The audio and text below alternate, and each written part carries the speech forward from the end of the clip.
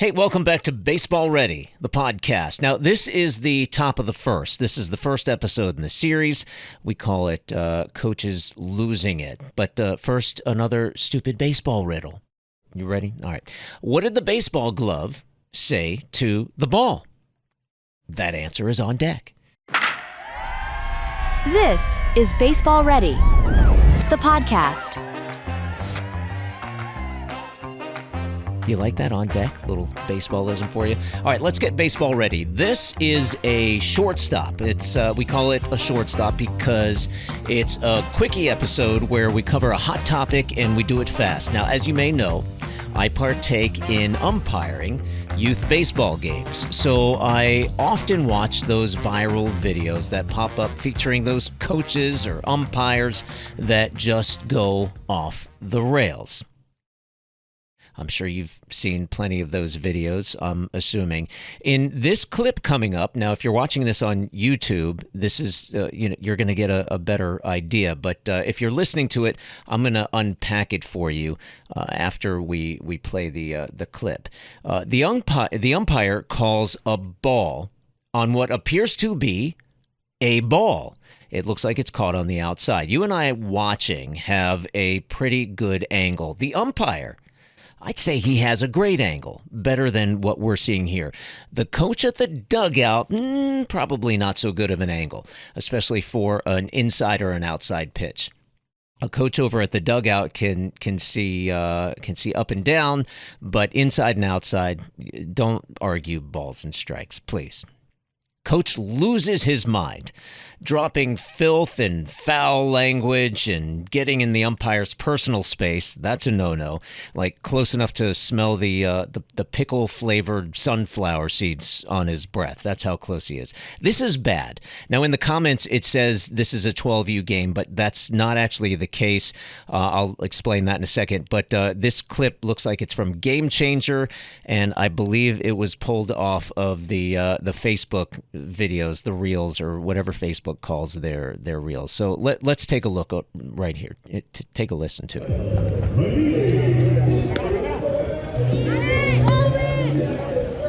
Where did that miss? Hold that. Where? You put your hand down there? Where did that miss? I don't care. Where the it makes it right down the middle. How are you making that bad? Goodbye. How are you making that bad? Fix it. Get your together. Goodbye. All right. He's gone. He's out of there. The duck quacks are to cover up the filth and the foul. So we want to make this clean. All right. So you hear in the video, first you see the pitch comes in, and the catcher catches it what looks to be on the outside, almost pretty much in the other batter's box.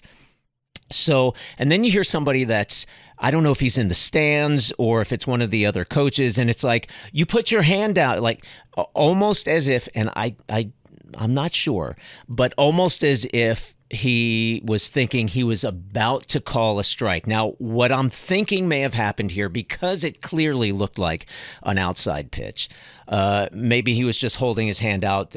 As I umpire games, sometimes I'll push.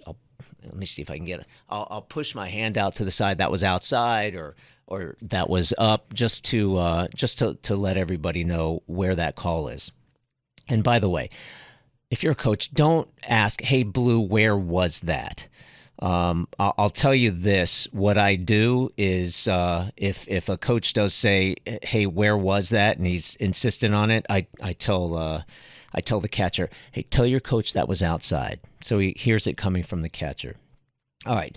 So then he's screaming out, "Well, fix it." I think that's what he's saying. It sounds to me like he says, "Fix it." I don't know what the coach expects the umpire to do at this point. Fix it. Fix it.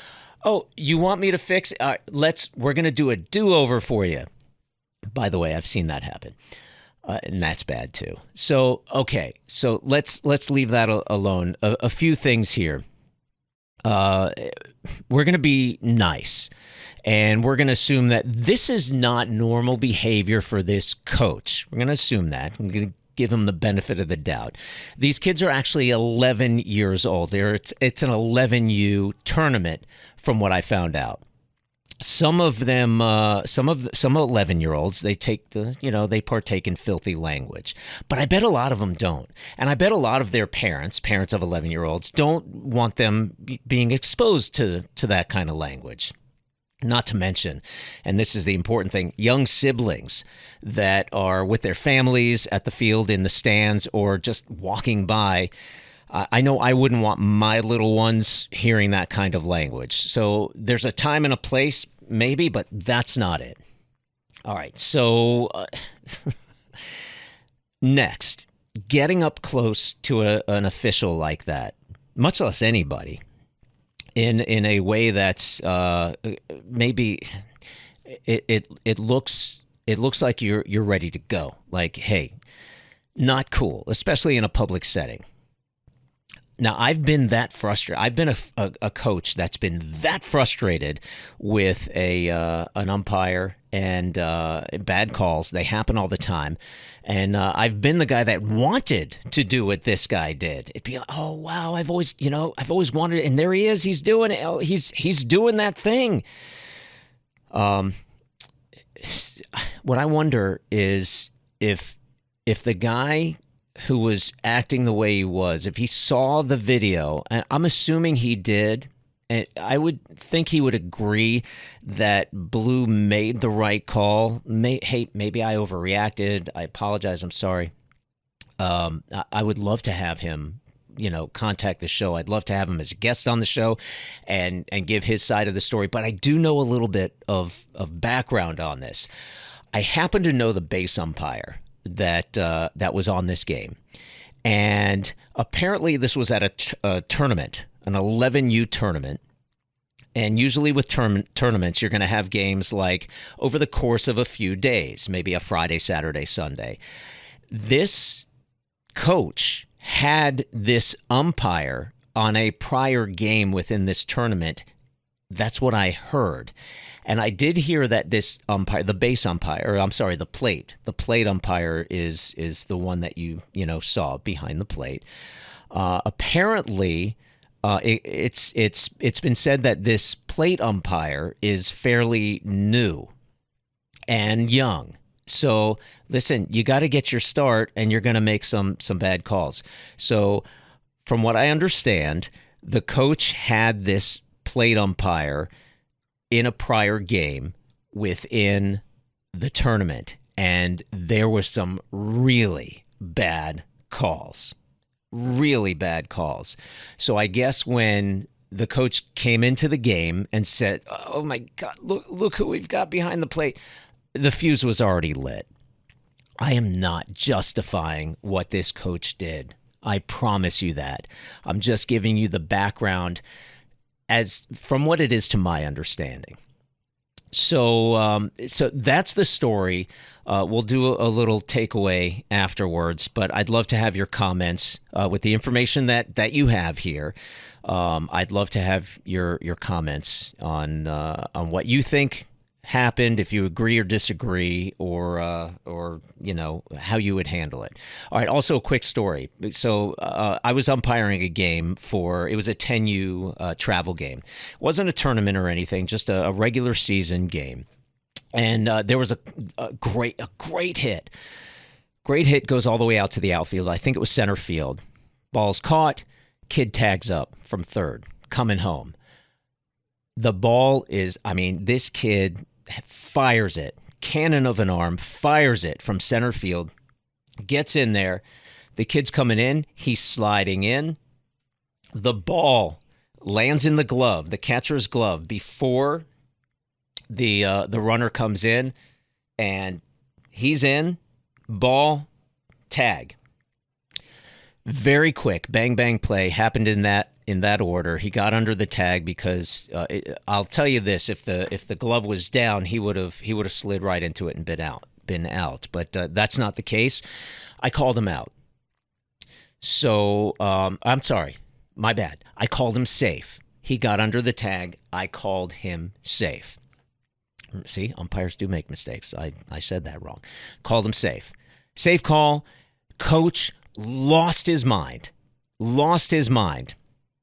because he assumed that the out was there, and it looked like the ball was there in time, the tag was not. He comes out yelling and screaming. We discussed it was going to be an age-appropriate game. They were 10 years old. My strike zone is going to be age-appropriate for 10-year-olds, but when there's no gray area here. It's out or safe. I had him as safe, so I called it the way I saw it. And I said, that's the call. It's not one of those situations. It's almost as if he wanted me to overturn it. We're not overturning calls at the plate. So the next night, I'm with my family about an hour away at a college baseball game. I'm in line getting milkshakes. And who do I see in line but these kids that I umpired the game? So I assume, well, maybe their coach is here too. So what I do is I take my milkshakes, I go to the stands, I sit down, and I'm looking over in the direction, and I see, a handful of the players from the team and some of the parents and coaches. I see that coach, the one that lost his mind. And I walk over there, and I approach the coach with a big smile. I put my hand out, and I said, I know you probably can't stand me right now, but, I was on your game last night, and I just wanted to say, hey, we're an hour away. It's pretty cool. We're here in the same place. And he's like, oh, yeah, it's all good. It's all good. Hey, nice to see you. That's it. I go back. I go up to the bleachers. I sit with my family. It's about 5-10 minutes later, and I see this coach walking around, and he's looking up at the stands, and he's looking for something. He's looking for me. He comes up the stairs, and he's walking towards me, and he's got his phone out. Here, for effect here. He's got his phone out. If you're watching this on YouTube, this is the way to listen to these podcasts, is to watch and listen. But he's approaching me, and I said, if you are going to show me video of that play, I don't want to see it. He's like, no. Listen, he said, your call was right. And this is the first time where somebody's pulled out a phone and showed me a video of a call that I got right. So I thought that was really upstanding, because usually it would be, hey, you can look at the video. You can look at it's like, yeah, and you can look at the fact that I'm human. And I make the call the way I see it. I'm human. It is what it is. But in this case, this guy was upstanding. I respected what he did. I thought that was really cool. So a little umpire story coming off of an episode where we're talking about coaches losing it. I'm sure we're going to have an episode where umpires are losing it. All right, so after each episode, we're going to get down to the baseline. My son came up with that because I said, I'm going to do a takeaway segment in each episode, and I want something baseball-y. And he says, well, what about getting down to the baseline? It's a quick takeaway to wrap up the topic. Baseball, listen carefully. Baseball is often a game of life lessons. You got respect, you got patience, you've got self-control, you've got losses. We all have our lives off the baseball field, and we've all had our bad days. So whether you're a coach, an umpire, a mom, a dad, leave the stress at the park entrance, will you? When you bring it to the field, it's never good, especially when we're talking about youth baseball. There's enough stress in the game, especially for these kids, enough stress in the game when you're making a bad play. As an umpire, you make a bad call. Mom and dad just can't keep their mouths shut on the other side of the fence. It happens. I've been that dad. Trust me. The unnecessary drama ruins the game, snowballs into errors for the kids playing the game, and it brings out the worst in us and simply takes away the whole idea that this is supposed to be fun. It's a game. Games were designed to be fun. So let's have fun. All right, so going back to the stupid baseball riddle at the beginning of the episode, what did the baseball glove say to the ball? Catch you later.